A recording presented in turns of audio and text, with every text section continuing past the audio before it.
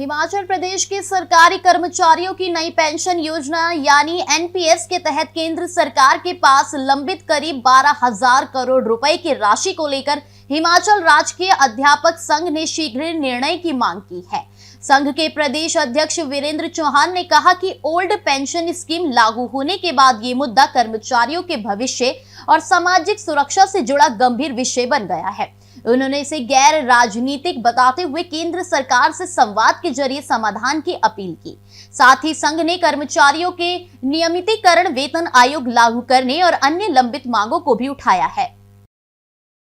मेरे साथ है हिमाचल राजकीय अध्यापक संघ के महासचिव तिलक नायक जी और हमारे संगठन के बहुत वरिष्ठ साथी जो पूर्व में राज्य वित्त सचिव भी रहे, पैटर्न भी रहे, अलग अलग भिन्न पदों पे रहे हैं, केपी शर्मा जी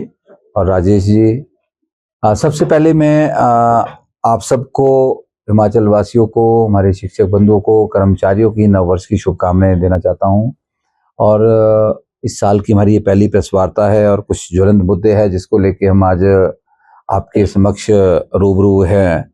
और इसमें सबसे पहला जो प्रमुख मुद्दा है, क्योंकि कर्मचारी आपको पता है कि हमेशा अपने वित्तीय लाभ के लिए चिंतित रहता है और स्वाभाविक है कि हर कर्मचारी का परिवार है, उसकी अपनी कुछ वित्तीय ज़रूरतें होती है, तो उसको लेके उसको लगता है कि जो मुझे मिलना है नियमों के तहत वो मिले, उसकी मांग भी उठाते हैं। तो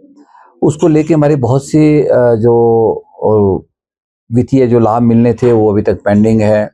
उसको लेके हम समय समय पर माननीय मुख्यमंत्री सरकार से बात भी करते हैं, हम आपके माध्यम से उस मुद्दों को उठाते भी हैं। तो उसमें हमने एक मुद्दा जो हमारा एक कर्मचारियों का जो एक भारत सरकार के पास एक बल्क में एक राशि है, 12,000 करोड़ रुपए की राशि जो एनपीएस का शेयर पहले जो जिस तरह से यहाँ पे एनपीएस की हिमाचल प्रदेश के अंदर थी, और उसका लगभग आज 12,000 करोड़ के आसपास का जो शेयर है वो एनएसडीएल जो भारत सरकार है उसको जो देख रही है, वित्त मंत्रालय जो है सेंट्रल गवर्नमेंट का, तो उसके पास फंसा है और बार बार हम इस मुद्दे को उठाते हैं। और जितने संजीदगी से इस मुद्दे को हम उठा रहे बहुत टाइम से, पर इस तरह से इसका असर जो है भारत सरकार तक इसका नजर नहीं आ रहा। पर मैं देख रहा हूं कि कई बार हमारे छोटे छोटे मुद्दे प्रदेश के होते हैं, छोटी छोटी कोई खबरें ऐसी होती है, कोई हादसा हिमाचल प्रदेश के अंदर हो जाता है, जैसे अभी हाल ही में आपने आईजीएमसी वाला प्रकरण देखा होगा, या कई बार कर्मचारियों की सैलरी लेट हो गई उसको लेके, कोई और बड़े सारे मुद्दे डिजास्टर को लेके, तो वो नेशनल न्यूज बन जाती है, उसकी बड़ी बड़ी सुर्खियां बन जाती है और पीएमओ और पूरी भारत सरकार तक उसकी मतलब एक झलक दिखती है। तो मैं ये कहना चाह रहा हूँ आपके माध्यम से कि भाई ये एक बहुत बड़ी खबर है। 12,000 करोड़ बहुत बड़ा अमाउंट होता है और जिससे हिमाचल प्रदेश के कर्मचारियों की देनदारियां काफी हद तक जो है वो हो सकती है। इसलिए हम भारत सरकार के ऊपर भी एक टकटकी लगा रहे हैं, इस बात को हम कह रहे हैं प्रमुखता से कि भारत सरकार में जो वित्त मंत्रालय और पीएमओ है, प्राइम मिनिस्टर ऑफिस है, वो उस तक ये खबर पहुंचनी चाहिए। और क्यों नहीं पहुंचती, अगर पहुंचती है तो इस पर संज्ञान क्यों नहीं होता है कि जब हिमाचल प्रदेश के कर्मचारी पुरानी पेंशन में आ गए हैं तो उनका जो उसमें जो 14% के हिसाब से तो हिमाचल सरकार का शेयर है, सीधा सीधा 8,000 करोड़ रुपए के आसपास की राशि जो है हिमाचल सरकार की ट्रेजरी से गई है, हिमाचल सरकार के खाते में सीधी आनी है। और बाकी का लगभग जो अगर मैं कहूं कि 5,000 करोड़ के आसपास की राशि जो कर्मचारियों की उनको मिलनी है, तो इसके ऊपर जो है भारत सरकार को माननीय प्रधानमंत्री महोदय और जो वित्त मंत्री है हमारे भारत सरकार के, उनको संज्ञान लेना चाहिए और राशि हिमाचल सरकार को लौटा देनी चाहिए। और हम ऐसी मांग कर रहे हैं और इसमें हम जो है बहुत जल्दी संयुक्त कर्मचारी महासंघ जो हमारा एक मंच है, हमारा एक जो संगठन है, उसके माध्यम से हम एक मेमोरेंडम जो है पीएम और finance ministry, government of India को भेज रहे हैं। तो हम ऐसी उम्मीद करते हैं कि ये एक बड़ी खबर इसको भारत सरकार तक पहुंचे जैसी बाकी खबरें हिमाचल की पहुंचती है, क्योंकि हिमाचल के अंदर वित्तीय संकट है और उस वित्तीय संकट से हिमाचल प्रदेश के कर्मचारी जूझ रहे हैं। और जब भी हम माननीय मुख्यमंत्री से अपने डीए की बात करते हैं, जैसे आपको बताया कि हमारा 13% डीए पीछे, हम 45% डीए ले रहे हैं और केंद्रीय कर्मचारी जो है वो 58% डीए ले रहे हैं, तो हमारा 13% डीए है, एरियर हमारा उसकी अदायगी नहीं हो पा रही है। और इसके साथ साथ जो है हमारा अब नया वित्त आयोग जो 7वां वित्त आयोग लागू होना है जनवरी 26 से, वो भी लागू होने वाला है। मोशंस की जाए, उस लगभग हमारे 950 के आसपास प्रिंसिपल के पद खाली चल रहे हैं, उसमें 799 पदों को सरकार ने भरा है। हम उसका बहुत बहुत आभार व्यक्त करते हैं। सरकार का एक बड़ा सार्थक पहल है हिमाचल सरकार की, उसमें सभी की हम धन्यवाद करते हैं, चाहे शिक्षा मंत्री है, मुख्यमंत्री है, शिक्षा सचिव है, निदेशक है, पर लेकिन उसमें उनको पोस्टिंग नहीं दी गई है। पोस्टिंग नहीं दी गई है तो उसमें दिक्कत यह है कि भाई वो काम तो कर नहीं पाएंगे उस पद का, वो क्लस्टर हेड तो बन नहीं पाएंगे, वो अपनी जगह ही बैठे हैं, कोई लेक्चर है, कोई हेडमास्टर है, तो उनको एक तो पोस्टिंग जो है टाइम से सरकार दे, और बाकी पद बहुत से भी खाली चल रहे हैं प्रिंसिपल्स के, उनके लिए वे मांग करते हैं कि जो उनकी जो एक सप्लीमेंट्री लिस्ट की बात सरकार कर रही थी, हमने भी मांग की थी कि अभी 31 मार्च को जो हमारे अभी उस पे है, री एम्प्लॉयमेंट पे है, बहुत से प्रिंसिपल वो भी रिटायर हो जाने, 100 के आसपास प्रिंसिपल की पोस्ट ऐसे रिटायर हो जानी, तो कुछ बीच में जो भी ये 799 इसमें से भी 100 के आसपास लोग ऐसे रिटायर हो जाएंगे जो कुर्सी पे बैठेंगे ही नहीं, तो 200-250 पोस्टें फिर हमारी खाली हो जाएगी। तो मार्च से पहले एक सप्लीमेंट्री लिस्ट जो है सरकार, जिस तरह से माननीय शिक्षा मंत्री ने भी कहा है कि हम एक और लिस्ट निकालेंगे, तो वो उसकी जरूर निकाले, उसकी हम मांग करते हैं। और अभी आप देख रहा था मैं सुबह भी, कुछ दिव्यांग जो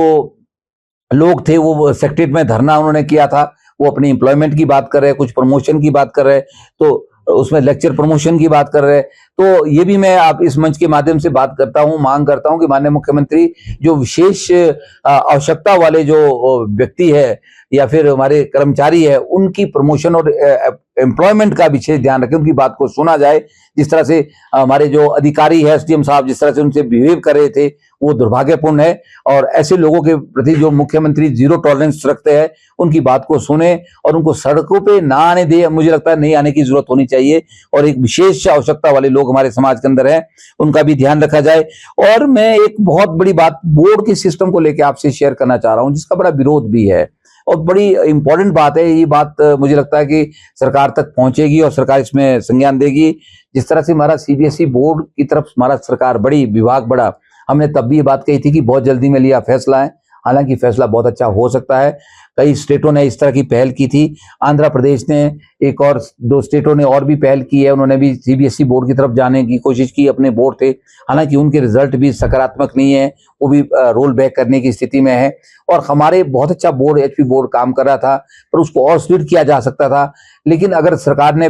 सोचा है तो कुछ और अच्छा सोचा होगा। हमने कहा कि ठीक है, अगर आप जा रहे हैं तो ठीक है, पर लेकिन जिस तरह से स्टाफ का बंटवारा, अलग से कैडर बनाने की बात हो रही है, या फिर टीचर्स को टेस्ट के माध्यम से दोबारा उनको उनकी योग्यता को जांचने की बात अगर सरकार कर रही है, तो उसका तो बड़ा भारी विरोध फील्ड के अंदर हो रहा है। हमें लगातार इसके फोन आ रहे हैं कि भाई क्या, मैं ये भी उसमें पूछा था कुछ दिन पहले, क्या 20 साल बाद या 25 साल किसी टीचर की नौकरी होगी, उसको आप बोलेंगे कि आप योग्य नहीं, आप दोबारा टेस्ट क्वालिफाई करके आपको हम देखेंगे कि आपकी क्या क्वालिटी है, आप कितना पढ़ा सकते हैं। तो मैंने उससे पूछा था क्या एक आईएएस को 20 साल बाद दोबारा टेस्ट आप कराएंगे, क्या वो टेस्ट में पास होगा तो आईएएस रहेगा, नहीं तो नहीं रहेगा। तो क्या इस तरह, क्या टीचरों के ऊपर ही ऐसे परीक्षण किए जा सकते हैं? अगर ऐसे परीक्षण टीचरों के ऊपर हो रहे तो सच में हमारे आत्मसम्मान के ऊपर बहुत बड़ी एक ठेस है, हम इस बात को नहीं सहन करेंगे। ठीक है, उसको पूरे साल सारी ड्यूटीज हटा दो, नॉन टीचिंग हम 50 तरह की ड्यूटीज करते हैं, ये सचिव शिक्षा ने खुद माना है, बहुत सेमिनारों में लगातार हो रही है हमारे क्लस्टर लेवल की ओरिएंटेशन,